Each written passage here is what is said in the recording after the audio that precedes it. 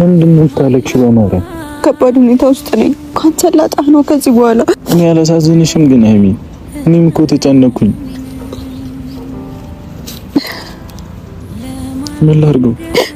እንካ ከዚህ በኋላ እኔ ጋር ያስፈልጋል። መመለስ ስላለብኝ ነው። ይሄ ቀለበት እኔ ጋር ነው። ማይሆን ተስፋ እንዲሰጠኝ አልፈልግም። እንካ ለምንድን ነው የማሰማኝ? እኔ እኮ አንቺን ሀይሚ ማጣት አልፈልግም። ሀይሚ ምንም ነገር ልትሆን አትችልም። እንካ አላሳዝንህም?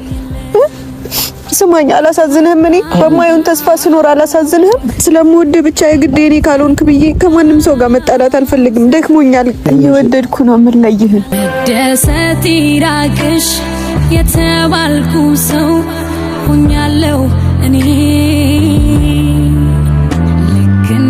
በጣም አሳዛኝ ነገር እንግዲህ ሀይሚ ብሩኬን የኔ አትሆንም በማለት ዛሬም በማልቀስ ብሩኬን ተለየችው ማለት ነው። እየወደድኩ ልለይህ እንጂ ከእንግዲህ በኋላ እኔ እናንተን ምንም የሚያገናኘን ነገር የለም እያለች ነው ሀይሚዬ ግን ብትረጋጊ ጥሩ ነው ቀለይ። ምክንያቱም ልጁ የኔ ፍቅረኛ ናት እንጂ የብሩኬ አይደለችም መልሽልኝ ሲልሽ ነበረ ማለት ነው።